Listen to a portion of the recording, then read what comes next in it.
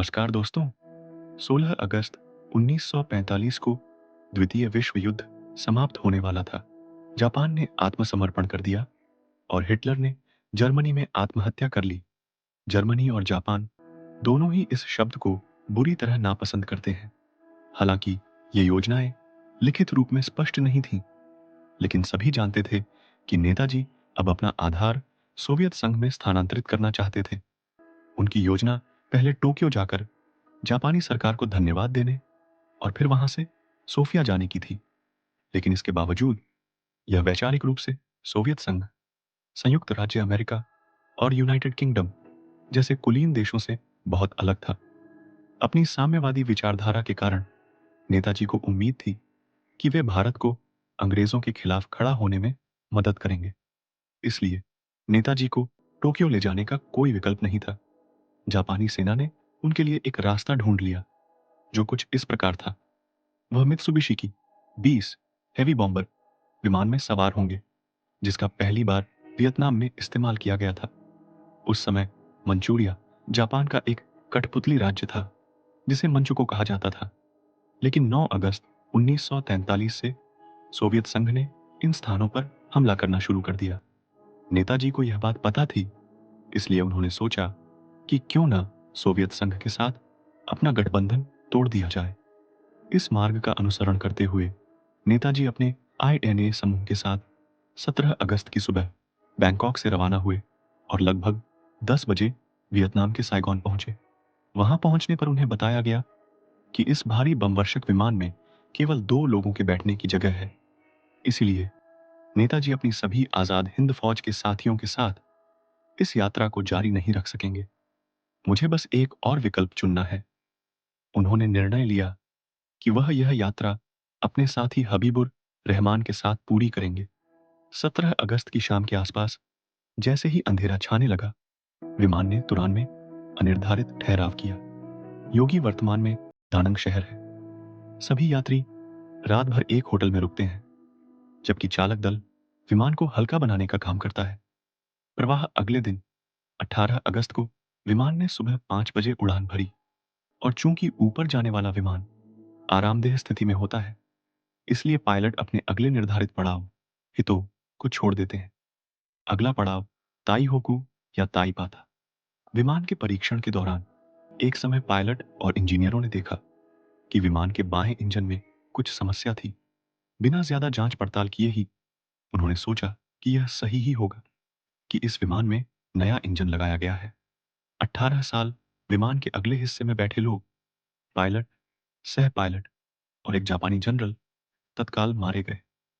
General के पीछे बाएं पंख के पास विमान के पेट्रोल टैंक के बगल में नेताजी बैठे थे और उनके पीछे हबीबुर बैठा था। विमान का पिछला दरवाजा नहीं खुला, इसलिए उन्हें सामने वाले प्रवेश द्वार से बाहर निकलना पड़ा और ऐसा करने का मतलब था आग से गुजरना। और नेताजी पूरी तरह पेट्रोल में भीग गए और तुरंत जल गए। इस अस्पताल में नेताजी सुभाष चंद्र बोस की मृत्यु पर कई घंटों तक चर्चा हुई। इस विमान दुर्घटना की दर्दनाक कहानी आज भी कुछ लोगों के लिए महज एक कहानी है।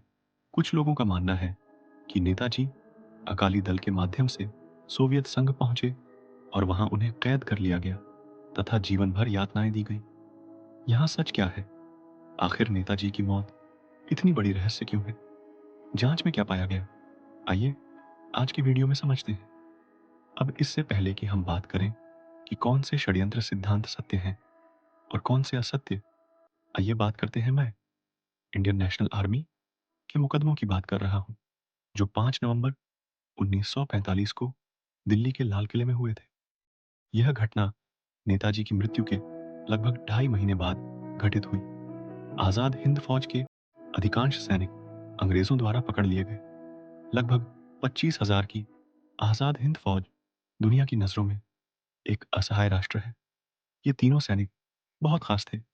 Captain Shah Nawaz Khan, lieutenant Gurbaksh Singh Dhillon, captain Prem Kumar Sahgal. पिछले कुछ वर्षों में नेताजी द्वारा किए गए तमाम संघर्षों के बावजूद ब्रिटिश साम्राज्य ने बड़ी चतुराई से आजाद हिंद फौज के बारे में सभी खबरों को दबा दिया। इसका मतलब यह है कि अधिकांश भारतीयों को वास्तव में यह पता नहीं था कि नेताजी ने क्या किया। ये ब्रिटिश सरकार की सोच थी, क्योंकि नेताजी की भारतीय राष्ट्रीय सेना ने यहाँ ब्रिटिश सरकार के खिलाफ हमला किया था, यानी देश के खिलाफ। इसलिए लोग उन्हें देशद्रोही मानते। लोगों का समर्थन अंग्रेजों के लिए ज्यादा होता, क्योंकि ब्रिटिश सरकार ने उन्हें देशद्रोही बना दिया था। लेकिन यह योजना पूरी तरह से विफल हो गई। यह बिल्कुल विपरीत है। अधिकांश लोग उन लोगों को सबसे बड़ा देशभक्त मानते हैं जिन्हें सरकार देशद्रोही कहती है। हजारों लोग विरोध करने के लिए सड़कों पर उतर आए। प्रदर्शनकारियों की भीड़ जल्द ही रेड फोर्ट तक भी पहुंच गई। दिलचस्प बात यह थी कि ये तीनों अधिकारी तीन अलग अलग धर्मों से थे। सहगल हिंदू हैं, खान मुसलमान हैं और ढिल्लों सिख हैं। भारत में तीन मुख्य धार्मिक समुदाय हैं। अब वह पूरे देश के सामने लाल किले पर मौजूद थे। ये तीनों सैनिक धार्मिक और राष्ट्रीय एकता के प्रतीक बन गए। तीनों पर राष्ट्र के विरुद्ध युद्ध छेड़ने के आरोप में भारतीय दंड संहिता की धारा 121 के तहत मुकदमा चलाया गया। एक ही समय में मृत्यु कोलकाता, वह शहर जहां नेताजी ने अपने जीवन के कई वर्ष बिताए, सबसे बड़े विरोध प्रदर्शनों का गवाह बना। 23 नवंबर को पुलिस गोलीबारी में लगभग 100 प्रदर्शनकारी मारे गए। कांग्रेस पार्टी अब तक क्या कर रही है, हम उसे भी देखने जाएंगे।